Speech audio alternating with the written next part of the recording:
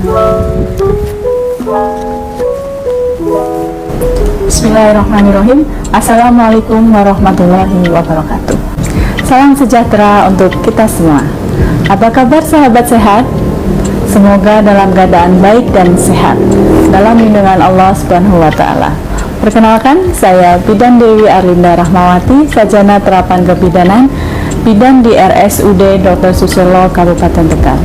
Tema kali ini berhubungan dengan perempuan. Kita kedatangan narasumber yang luar biasa. Beliau adalah Dr. Sulistiawan Joko Saputro, spesialis obgyn. Beliau adalah salah satu dokter obgyn di Rumah Sakit Umum Daerah Slawi Kabupaten Tegal. Halo, selamat pagi rekan sehat semuanya, sahabat sehat RSUD Susilo Slawi. Perkenalkan, nama saya Dr. Sulistiawan Joko Saputro, biasa akrab dipanggil dengan Wawan.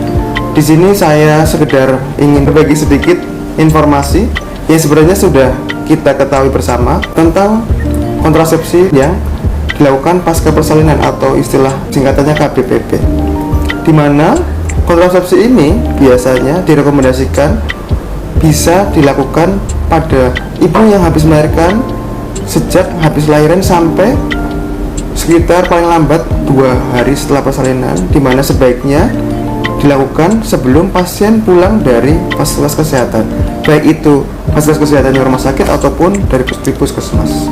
Ada beberapa metode yang disarankan dalam hal ini, diantaranya adalah IUD atau masyarakat awam dengan menyebutnya yaitu spiral. Spiral itu atau IUD itu alat kecil yang dimasukin ke dalam rahim dengan tujuan untuk mencegah bertemunya antara sperma dari suami dengan sel telur dari ibu, dengan harapan tidak terjadinya proses pembuahan dan tidak terjadinya kehamilan.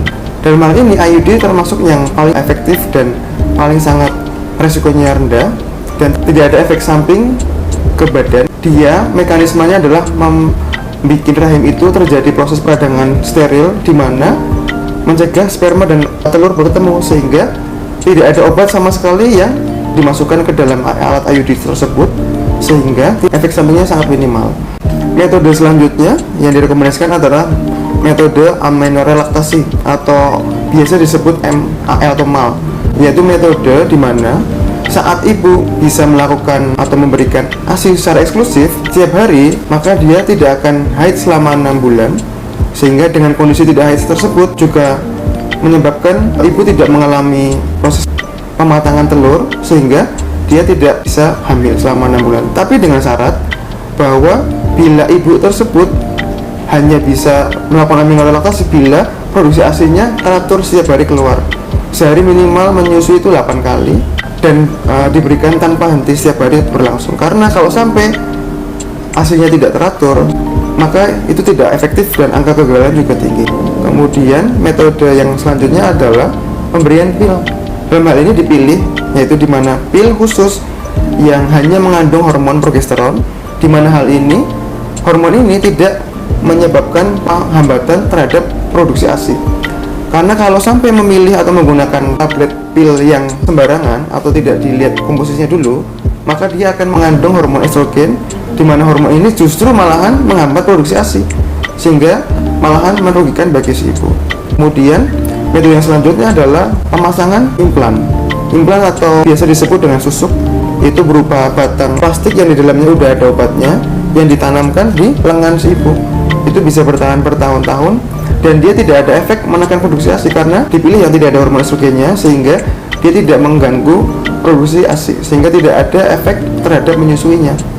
Terus kemudian metode yang selanjutnya adalah metode MOW atau metode operasi wanita atau biasa disebut dengan steril atau sterilisasi.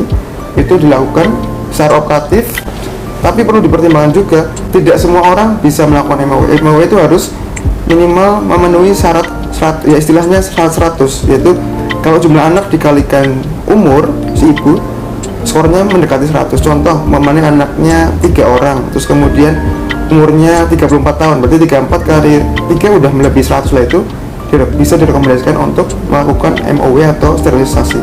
Tapi kalau belum memenuhi syarat 100 tersebut, sebaiknya dilakukan pemilihan kontrasepsi yang lain.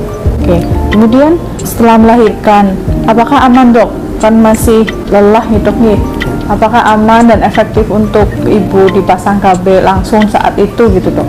Kalau tentang aman apa enggaknya itu relatif, tapi insya Allah cenderung aman. Tapi itu juga perlu diingat beberapa hal-hal yang perlu dipertimbangkan, bahkan justru sebenarnya udah direncanakan sebelum persalinan. Contohnya habis persalinan mau metode yang dipilih adalah IUD. Nah itu kalau IUD, tapi ternyata saat persalinan terjadi infeksi, maka itu tidak boleh dilakukan pemasangan IUD, karena saat ibu yang sedang infeksi kemudian dipasang IUD, itu infeksinya justru malahan susah untuk mereda. Kemudian untuk KB pasca persalinan dokter, apakah aman dan efektif untuk ibu yang habis melahirkan? Terima kasih Mbak Bidan ya. Jadi metode-metode tadi yang direkomendasikan, yaitu sekitar 5 metode tadi, itu insya Allah relatif aman dan efektif semuanya. Tapi juga harus dipertimbangkan hal-hal khusus. Ada hal-hal yang perlu dipertimbangkan, dan itu merupakan hasil diskusi saat konseling dengan pasien. Terima kasih. Kemudian ini dok, untuk kembali haid setelah melahirkan, tiap wanita itu berbeda-beda dok. Ada yang 4 bulan dapat haid, ada yang 3 bulan dapat haid. Itu kenapa ya dok? Ya, terima kasih. Jadi setelah habis persalinan kan ibu mengalami nifas. Nah, pas saat nifas itu insya Allah kan belum subur lagi. Kemudian kembalinya kesuburan itu setiap orang berbeda, tergantung metabolisme dan tergantung keadaan klinis setiap pasien. Jadi ada yang setelah habis nifas kemudian haid, ada jeda 2 bulan baru haid, ada 4 bulan baru haid, bahkan ada yang 6 bulan baru haid. Itu salah satu faktor yang mempengaruhinya, yaitu hormonal. Selain itu mempengaruhinya adalah apakah ibu menyusui secara eksklusif, karena kalau dia menyusui secara eksklusif maka akan terblok, kemudian akibatnya dia justru tidak akan mengalami pematangan telur, sehingga dia tidak akan haid. Dengan hal tersebut malahan justru bisa dijadikan sebagai metode aminorelaksasi tersebut yang tadi saya jelaskan.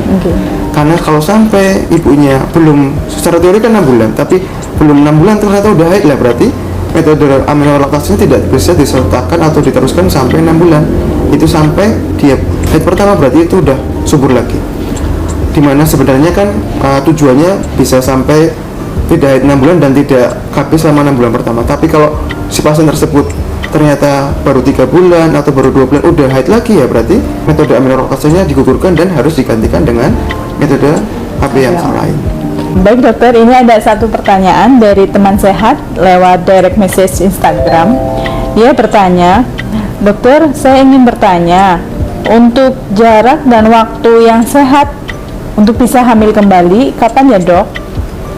Iya, terima kasih. Jadi rekomendasinya adalah bila ibu melahirkan dengan sehat, anaknya sehat, ibunya sehat, maka rekomendasinya hamil lagi 2 tahun sejak persalinan. Jadi 2 tahun itu dirasa sudah sangat efektif sekali, kondisi rahim sudah sangat efektif, kondisi ibu juga sudah sangat efektif untuk melakukan atau melangsungkan kehamilan lagi. Tapi itu perlu juga diingat, seumpamanya ternyata ada kondisi lain, contoh ternyata anaknya tidak beruntung kemudian pas persalinan meninggal atau sakit kemudian meninggal, maka tidak harus menunggu sampai 2 tahun, bisa direkomendasikan dipercepat sampai jadi 1 tahun atau 6 bulan dari setelah persalinan yang sebelumnya. Kemudian pada orang yang melakukan atau ibu yang melakukan persalinan dengan cara operasi sesar juga direkomendasikan sebaiknya dilakukan setelah melewati 2 tahun, karena bila dilakukan sebelum 2 tahun maka resiko untuk terjadi perdarahan di dalam rahimnya, di dalam perutnya sangat tinggi, di mana meningkatnya resiko robeknya dinding rahim yang telah dilakukan pengirisan saat operasi yang pertama. Jadi itu sangat relatif tergantung dari kondisi pasien, tapi secara generalnya bisa direkomendasikan rata-rata 2 tahun. Lebih baiknya syukur-syukur bisa melewati 2 tahun, lebih sedikit. Kondisi lain yang perlu dipikirkan juga, contoh bila hamilnya itu bukan persalinan tapi kuret. Sebenarnya juga kalau kuret itu direkomendasikan 6 bulan. Tapi kalau ternyata kuretnya bukan keguguran tapi hamil anggur, itu rekomendasinya adalah 1 tahun sejak kuret. Jadi justru malah sebaiknya 1 tahun sejak aspek negatif, karena orang yang hamil anggur itu setelah dikuret dia akan tetap positif biasanya sampai rentang waktu tertentu. Kesimpulan yang bisa diambil dari bincang sehat kali ini adalah KB pasca persalinan adalah pemberian pelayanan KB yang diberikan setelah ibu melahirkan sebelum pulang dari fasilitas kesehatan, baik itu di rumah sakit maupun di puskesmas. KBPP ini aman, efektif, dan tidak mengganggu proses penyusui. Sebelum pemberian KB tentunya diawali dengan pemberian konseling. Pemberian konseling dapat diberikan pada saat hamil trimester ketiga, pada masa fase laten, kemudian setelah ibu melahirkan sebelum pulang dari rumah sakit atau dari puskesmas. RSUD Dr. Susilo Kabupaten Tegal. Semoga semakin jaya, luar biasa, dan sehat selalu. Sehat selalu. Terima kasih. Wassalamualaikum warahmatullahi wabarakatuh. Salam sehat.